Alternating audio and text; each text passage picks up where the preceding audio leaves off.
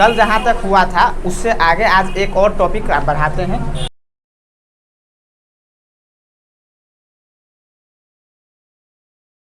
जब साधारण ब्याज बराबर हो, किसी एक मूलधन को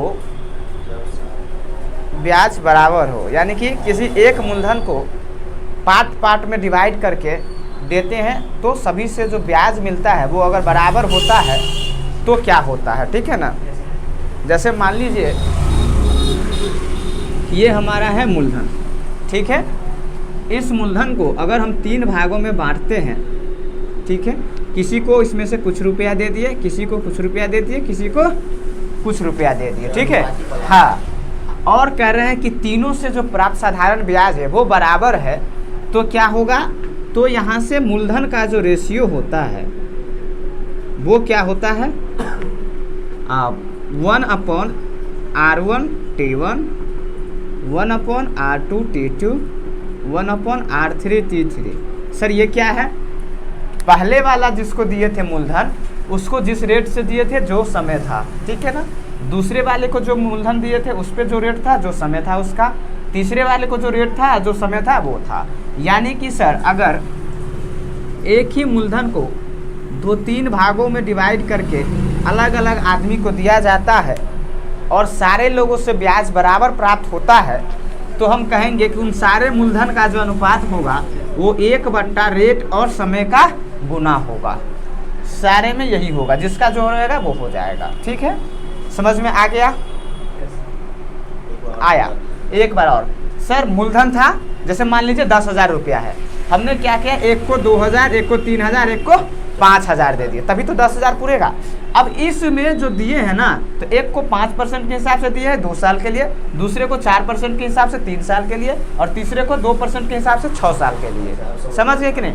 तो ये पता नहीं रहेगा आपको कि 5,000, 2,000, 3,000 और 5,000। तो हम आपसे पूछेंगे कि जो 10,000 रुपया था 3 भागों में जो बांटा गया, एक को इतना रेट ऑफ इंटरेस्ट से इतना साल के लिए, दूसरे को इतना रेट ऑफ इंटरेस्ट से इतना साल के लिए, तीसरे को इतना, तो बताइए कि तीनों को अलग अलग कितना रुपया दिया गया था। तो मूलधन तो पता नहीं था, निकालना है। इसी मूलधन का जो अनुपात होता है वो 1/R1T1, 1/R2T2 और 1/R3T3 होगा। आ गया समझ में? उतारिए, चलिए उतार लिए। एक क्वेश्चन लिखिए इस पर एग्जाम्पल के तौर पर, फिर हम आगे और इसमें लेवल बढ़ा बढ़ा कर क्वेश्चन करेंगे, ठीक है।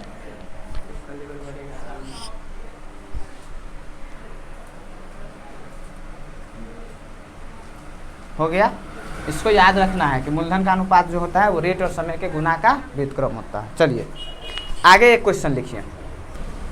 देखिए क्वेश्चन क्या कह रहा है कि 23,500 रुपया है आपको, उसको इस प्रकार से निवेश किया गया है कि 2 भाग में निवेश किया है। पहले भाग को 9% के रेट ऑफ इंटरेस्ट से 3 साल के लिए दिया गया और दूसरे भाग को 5% के रेट ऑफ इंटरेस्ट से 4 साल के लिए दिया गया है, ठीक है। और दोनों से प्राप्त साधारण ब्याज क्या है, बराबर है। आपको पूछा जा रहा है कि दोनों भाग क्या है, माने कि पहले भाग को हमने कितना रुपया दिया था और दूसरे भाग पे कितना रुपया दिया था। कितना आसान है सर, यहाँ पर 3 था, है ना। अगर 2 रहेगा तो क्या होगा, इसका एक और तरीका बता देते जो अभी आप देख लीजिए ध्यान से।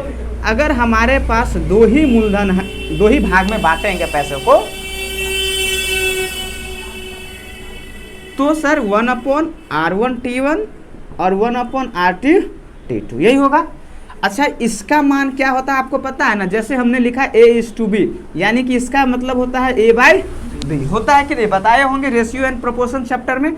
तो जब सर इसको इससे डिवाइड करेंगे तो ये ऊपर चला जाएगा कि नहीं, यानी P1 और P2 का जो अनुपात आ जाएगा वो R2T2 और R1T1 आ जाएगा। तो ये डायरेक्ट भी आप याद रख सकते हैं, 1/1 का झंझट खत्म हो जाएगा। जब 2 ही मूलधन या 2 भागों में बांटे रहेंगे तो अनुपात उल्टा होगा, R2T2 और R1T1। पहले वाले मूलधन का जो अनुपात होगा वो दूसरे वाले का समय और रेट होगा, और दूसरे वाले का जो होगा वो पहले वाले का। अभी आपको बोला गया है पहला वाला था 9% के रेट ऑफ इंटरेस्ट से 3 साल के लिए, और दूसरा वाला है 5% के रेट ऑफ इंटरेस्ट से 4 साल के लिए। और ये सर आपका P1:P2 होगा कि नहीं होगा, ठीक है। यानी कि सर 20:27 आ गया, तो टोटल कितना है 47, कितना है 47। लेकिन सर 47 तो टोटल पूंजी है नहीं, टोटल पूंजी हमारा कितना है 23,500, 500, यही है ना। तो यहाँ से 1 यूनिट का मान आ जाएगा, कितना आया 5। Very good. 7 पंचे 35, 7 पंचे 35, 4 तिया 7 चौक 28 3, हाँ नहीं 7 पंचे 35, 4 पंचे 20 3, ठीक है 500 आएगा 1 यूनिट का वैल्यू। वेरी गुड, कितना आएगा 500। तो 20 यूनिट का कितना हो जाएगा 10,000, और एक का 10,000, तो दूसरे का हमें निकालने की ज़रूरत नहीं है, घटाकर बोल देंगे कितना 13,500। यानी पहला भाग 10,000 का था और दूसरा भाग 13,500 का था। बताइए आया समझ में। 3 रहेगा तो फिर ये नहीं कहना, तब तो फिर हमें ऐसे निकालना होगा सारे का एलसीएम लेके, मतलब ये आ जाएगा आपका फ्रैक्शन में भिन्न, उसको हम प्रॉपर भिन्न में बदल लेंगे। समझ गए कि नहीं। चलिए उतारिए।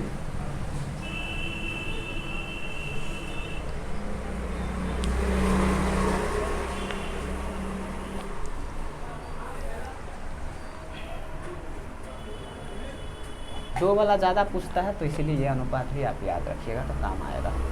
हो गया।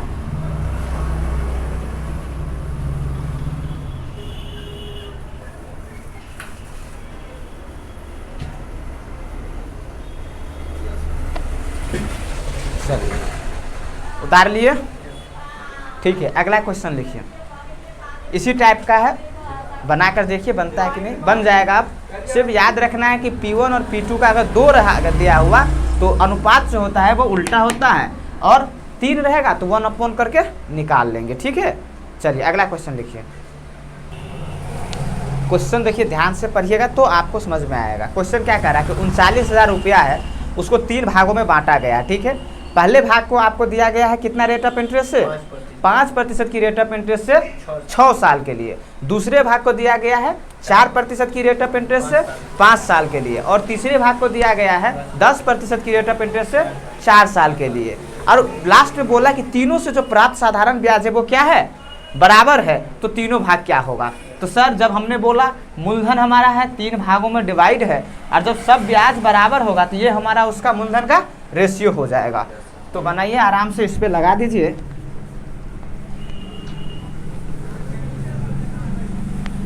देखिए बनेगा, बनना चाहिए। पहला भाग जो हो जाएगा वो 1/, कितना रेट ऑफ इंटरेस्ट है, कितना 5 गुने 6। Very good. दूसरा भाग क्या है सर 4 गुने 5 है। तीसरा भाग क्या है 10 गुने 6 है ना, 4 है, ठीक है 10 गुने 4, यही है हमारे पास। ये सर उसके तीनों भाग के मूलधन का अनुपात आ जाता है कि नहीं। तो यहाँ से आ जाएगा 1/30, 20 और 40। अब सर इसको हम एक ऐसे नंबर से मल्टीप्लाई करेंगे जो तीनों का कॉमन हो, है ना, तीनों में। तो यानी कि सर इस दोनों में अगर हम 40, 20 और 30 है, इसका हम कॉमन मल्टीपल निकालने के लिए सबसे कॉमन जो होता है वो होता है एलसीएम, लिस्ट कॉमन मल्टीपल, है ना। तो इन तीनों नंबर का एलसीएम निकालेंगे जो 120 होगा, ठीक है। कितना होगा 120। तो 120 से हम सब में मल्टीप्लाई कर देंगे, ठीक है। और आपको पता है रेशियो में हम किसी भी नंबर से मल्टीप्लाई कर सकते हैं, तो हम इसीलिए सारे में इक्वल नंबर से मल्टीप्लाई कर देते। 30 चौके 20 छक्के 40 तिया, यानी कि सर 4:6:3 आ गया। और ये आ गया सब इस सबके मूलधन का अनुपात। तो 4 और 6 10 और 3 13 यूनिट सर टोटल मूलधन है, लेकिन अमाउंट के लिए तो अगर बात करेंगे तो वो कितना है 39,000 है।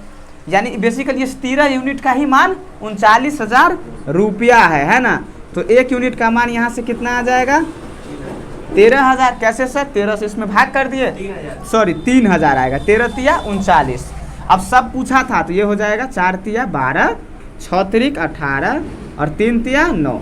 यही उस सब के मूलधन है। तीनों भाग क्या है 12,000, 18,000 और 9,000।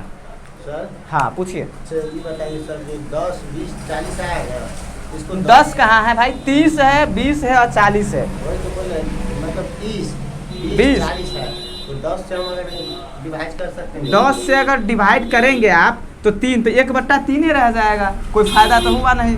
हमें फायदा ये, हमें करना क्या है यहाँ पर सर, ये फ्रैक्शन में है। हमें चाहिए विदाउट फ्रैक्शन, तभी तो रेशियो का कॉम्बिनेशन कर पाएंगे। तो ऐसे नंबर से आप मल्टीप्लाई कीजिए जो फ्रैक्शन को हटा दे, है ना। तो उसके लिए कॉमन मल्टीपल हमारे लाना पड़ेगा, है ना। तो इसीलिए हम इन सब का एलसीएम ले लिए 120 और उससे हमने सारे नंबर्स में सारे रेशियो में मल्टीप्लाई कर दिया, क्योंकि रेशियो के सभी संख्याओं में हम एक इक्वल समान राशि से गुना कर सकते हैं। आ गया समझ में? ठीक है, उतारिए।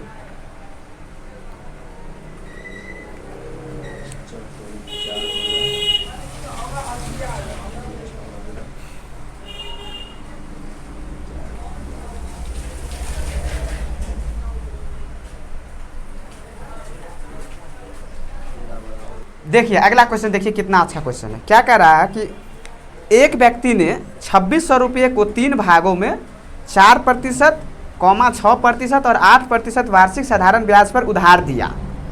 वर्ष के अंत में प्रत्येक भाग से बराबर ब्याज मिले हैं, तो 4% की दर पर उसे कितना धन उधार दिया गया है।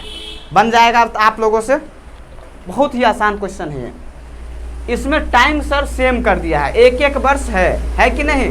तो इसका मतलब क्या हुआ, ध्यान से समझिए कि सर टाइम अब सब में कट जाएगा, एक एक है तो कॉमन ही हो गया। अब देखते हैं कॉमन लेके काट रहे हैं कि नहीं लास्ट में। इसका मतलब ये जो क्वेश्चन था ये और आसान कर दिया। ऐसा क्वेश्चन अगर पूछा जाएगा एग्जाम में तो समझिए और आसान हो जाएगा। समझ गए कि नहीं। जैसे सर अगर मान लीजिए कि टाइम सेम हो गया, 4%, 6% और कितना है 8%, है ना। तो 4% का मतलब सर 1/4, 6% का मतलब 1/6 और 8% का मतलब 1/8। अब 8, 6 और 4 का एलसीएम कितना होता है 24, यानी कि सर यहाँ पे आ जाएगा 6 और यहाँ पर आ जाएगा 4 और यहाँ पर आ जाएगा 3। कैसे आ गया, 24 से मल्टीप्लाई कर दिए हैं सब में। तो इसका रेशियो अगर देखेंगे तो 6, 4, 10 और 3 13। यहाँ पे भी कितना आ गया 13 यूनिट और मूलधन कितना दिया हुआ है 26,000, यही ना दिया हुआ है। तो 1 यूनिट का मान हो गया 2000 और आपसे 4% वाला पूछा था, यानी 6 यूनिट का मान पूछा है। तो 4, 6 दूना 12, बस हो गया यही आंसर। कितना आसान बताइए, बनेगा, बनना चाहिए। उतार लीजिए सॉल्यूशन।